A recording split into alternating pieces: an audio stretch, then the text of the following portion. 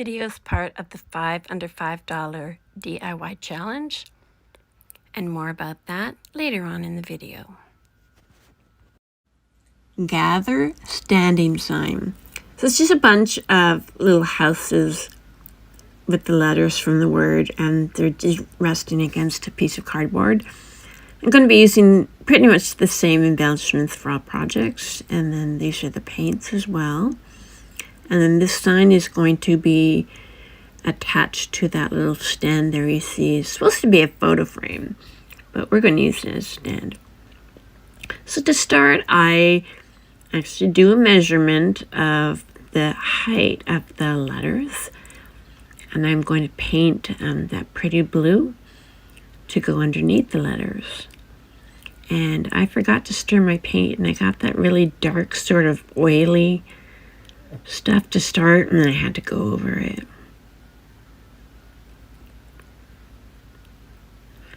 But I thought this was a cool way to add some color to the letters, but without overtaking the whole sign.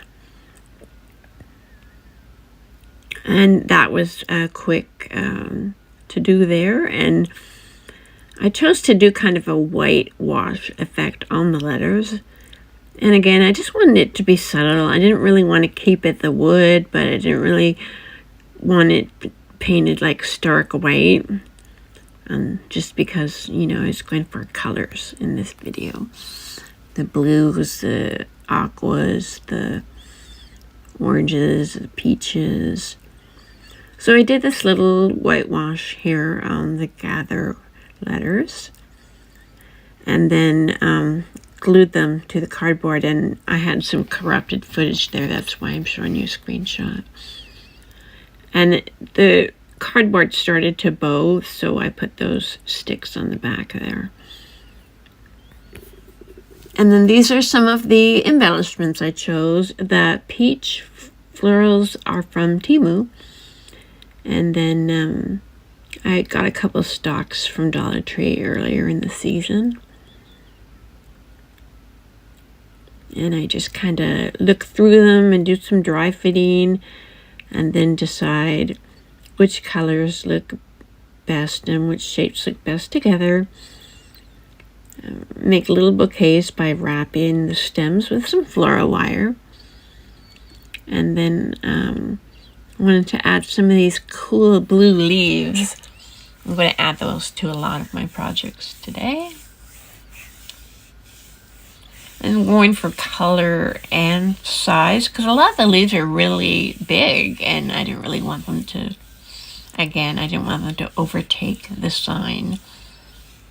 So like, kind of like a huge balancing act, like make sure nothing's too colorful, make sure nothing's too big. You want everything to be just right. So I'm showing you how I do the little bouquet. I just pinch the stems together and wrap it with some floral wire. And there's what it looks like. I'm also going to try and add raffia to a lot of the embellishments. So for the leaves, instead of joining them together, I left a space and just joined them, or just glued them right to the cardboard. Like you see right here. And then the middle will be a bow. Oh, I glued it down in pieces. Sorry. There we go, much better. Okay, so the bow's going to go there in the middle where the stems meet. And I'm going to make my awareness shape, scrunch it in the middle. Make sure the sizing is right before I trim it. And I think I wrapped it with some floral wire, and then I covered it with a little piece of raffia and tied it in a knot at the back. And just hot glued it in between the two little bouquets, which create a little swag. And then I dovetailed the tails on the bow. And a better look, at the final reveal. So I called this project Pumpkin on Display using the Rust-Oleum linen white chalk paint, glass candlestick from Dollar Tree, and these orange carvable pumpkins with the toothpick stem. So I'm also going to be using this lace lingerie bag with the broken zipper, and I'm going to use that to wrap the pumpkin. You can wrap it with basically any cloth, burlap even, but I chose the lace just kind of randomly. You know, I was thinking of the project and I was doing laundry and I saw it on the shelf and I thought, oh, that'd be good to wrap a pumpkin in. So before it gets wrapped, it does need to be painted, and I chose to do the candlestick in the same color, which is the Rust-Oleum linen white chalk paint. And the dabber with that paint gave me such good coverage. I was really surprised at how well it covered both the glass and the orange and the pumpkin.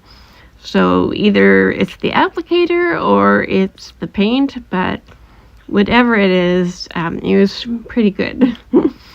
So I just dabbed the paint on the top, waited a bit, dabbed some paint on the bottom, and then I set it on the candlestick and just kind of dabbed in spots where the orange was peeking through. And the same with the candlestick, I dabbed some spots where the glass was coming through. And I did have some corrupted wood, just sorry about that. So I'm poking a hole in the top of the pumpkin, and then I set the pumpkin on the lace and pulled the lace up and poked it in the hole. A couple times the lace didn't make it all the way to the hole, and I glued it with some hot glue. And I did that until the whole pumpkin was covered, and then I wrapped it with some twine, trying to keep the twine in the indentions on the pumpkin. And then I tied a little knot in the bottom to keep it all together. And then I just played around with those same embellishments. And I'm taking little bits off the original Tea Moon bouquet there and poking them in there. If I couldn't poke them in, then put some hot glue on it and just kind of played around with it until I was happy. And I used a piece of stick from Dollar Tree package for the stem on the pumpkin and some wire jute for those little curly tendrils. To attach the pumpkin to the candlestick, I used some E6000 on two sides and then hot glue on the other sides. So the whole thing, the whole circle now is covered in glue. I'm just going to set the pumpkin on top and better look at the final reveal. Jumping in here with a little bit more information about the playlist. It's called the 5 Under $5 DIY Challenge, and this month's theme is fall decor. Our hosts are Missi from the Crafty Cove DIY, as well as Emily from Farm Charm Chic. This month's guest host is Favi from Arrows DIY. The plan is to complete 5 DIYs that cost under $5 to make. The host channel links, as well as a link to the playlist, will be in my description box. Sit back, relax, and enjoy the rest of the video. So I'm calling this project Henna Style Pumpkin Sign, and that's because it's made with a chocolatier stencil that is called Henna Pumpkins. Now, how can you use a chocolatier stencil on a 5 under $5 craft? It's because I purchased it off eBay. I purchased a bundle of many stencils, like retired or once used or just old ones from years past. And I did the math, and it worked out to $1.76 per stencil sheet. So that's why I chose to do it for this particular video, because I wanted to do a video about pumpkins using similar color palette and embellishments. So to get things started, I'm going to choose some colors here because I save all the color packets. I maybe used a couple of dollars of paste, and that goes into the final cost. So I cut off the bottom of the paste packet so I can still see the color when I save it, because I get 2 or 3 uses at least out of each packet. And here's the first reveal. And I let the orange go down on the bottom there like that because I knew I was going to be cutting it off. All right, now here's the second pumpkin. And I did fuzz these on my clothing before I used them. So kneading the packet, cutting off the bottom. You see I smoothed the paste down so I can cut off the bottom. And then this one I'm going to put the paste in a container first because I'm going to have to dip into it a few times because this is a larger stencil. And it takes a few tries to get enough that you can start, just pulling it down. And then I go back over it to make sure there's no bare spots.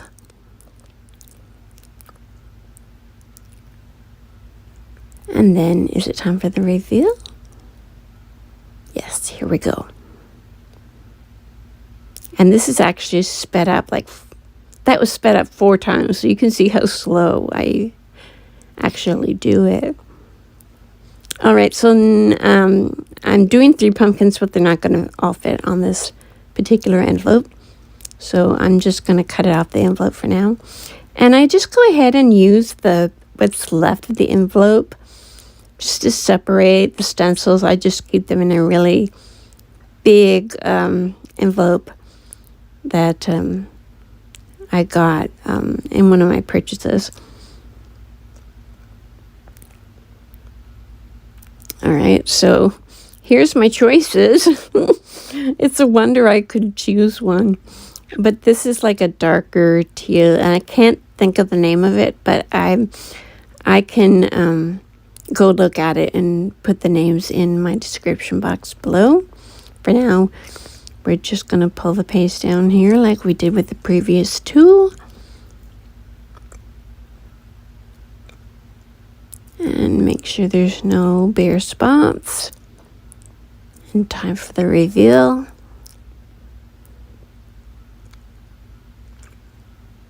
And this envelope was nice and smooth, so there wasn't as much bleed through as there were in the previous ones, or as there was. All right, now time for a fussy cut. And that's because I want it to look like we're placing the pumpkin onto the sign. I don't want like a border or anything. So I'm going to take some time here and do a good fussy cut on all 3 of the pumpkins.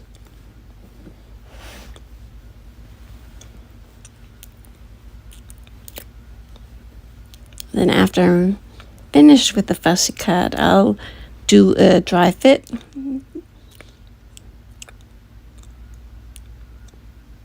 And it takes me a little bit here, especially at the top there, because I had to cut in a couple different directions to get around the pumpkin stem there. But it's worth it because it looks good and it still fits. So after seeing it on the brown, I decided that the sign needed to be white. And I knew a lot of it was going to be covered, so I wasn't worried about it being a little too stark. The funny thing is, I normally use a wax when I do the paste, and for whatever reason, I just chose to use the envelopes by themselves. And so I just painted the sign like normally would. And then again, I have some corrupted video. So I'm just showing you the process. I put down some Mod Podge, pressed down firmly on the cutout pumpkins. And then I ended up doing a top coat, which I don't normally do, but I could see the edges weren't gripping into the Mod Podge like I wanted them to. And it looked very whitish at first, but it dried really pretty. So this is what it looks like dry. And I played around with this bow. That's why you'll see some little bouquets there and some already tied bows, because I did a bow that I didn't like, and so I took it apart and redid it, and this time with the blue, which I really like. And even then, that one was lopsided and I had to work on it. So this bow is definitely a work in progress, but it's worth it in the end. I just tucked some of those pieces of the bouquet there in underneath the bow with hot glue. This one cost about $4.76 to make, $1.76 for the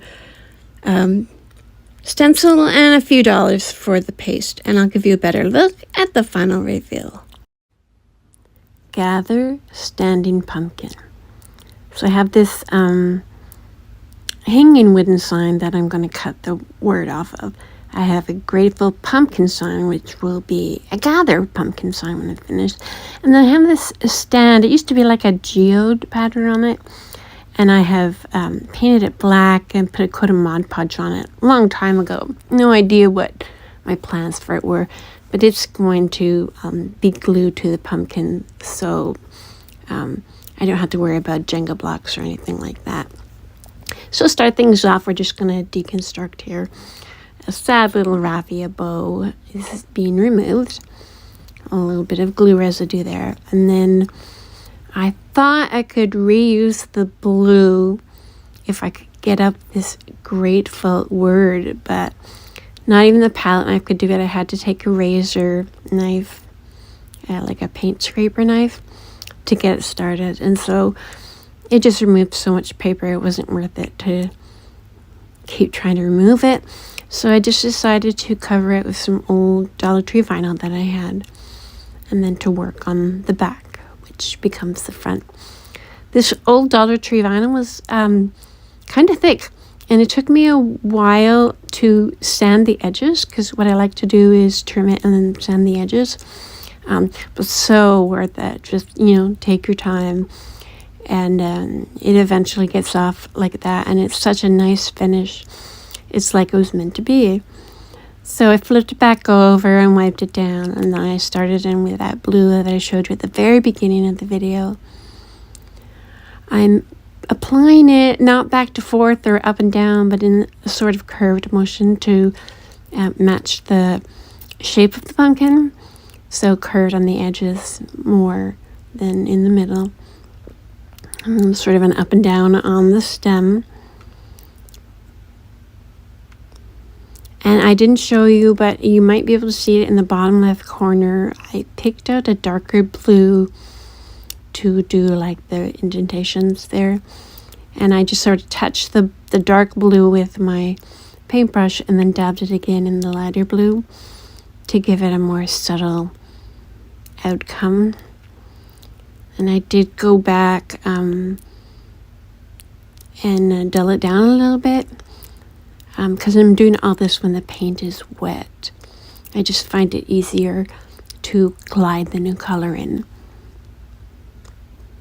So it's actually very therapeutic, and I'm really happy with how it turned out. I'm taking, I forget what color this is. It's a chalk paint, and I'm just pressing the paintbrush at the edge of the blue and sort of flipping it up towards the top of the stem, like so. And it's going to be pretty covered up. So now I have a bunch of screenshots, and again, I'm sorry, I just have so much corrupted footage in this video. Basically remove the gather word from the other words in the little image there, and I made up my sort of peachy orange color with the yellow and orange. The yellow and coral, I'm sorry. Then I made some awareness shape bows, glued those down, made my little bouquets with the leaves there, and wired everything together and hot glued it. Then I just put some wood glue and a tiny bit of hot glue because I was running out of glue, and adhered the stand to the back of the pumpkin, and it looked so good like that. I started to turn it around to do a display shot, and then realized I hadn't even put the gather word on. which you see here, and you'll get a couple more looks at it during the final review. This is the fifth and final project, and I call it a Gather buffalo check liner. It's actually meant to sit on a plate display stand. So I'm starting by taking apart this Gather sign. It's the word is attached to the border, and then there's colored paper in behind, and it's from Dollar Tree, and they have a bunch of other words and different colors and patterns behind the words for the sign. So these signs are weird. They want to break apart in a certain way, and you cannot force it. So like the top breaks away with just the word, whereas the bottom breaks away with the piece that's attached to the back. It's really weird, and maybe I'm not making sense, but this is how it comes apart, and so I'm just going with it. I'm mixing up some glue like I used earlier in the video. It's coral chalk paint in vintage yellow or mustard. I'm not sure the exact same name. And it gives me like a nice peachy, orangey, kind of like a pastel orange color that I really enjoy. Now, at first I was just sort of painting it willy-nilly, and I didn't like how it looked. It looked kind of messy. It didn't look intentional. It looked like it was rushed. So after I get it colored, I actually go back and try and do like a back and forth on each individual letter as well as the border. And that looks more intentional, and I think it gives a cleaner look. You can see the brush strokes. So if you're going to see the brush strokes, I like them all to be the same. And that's what I'm doing here.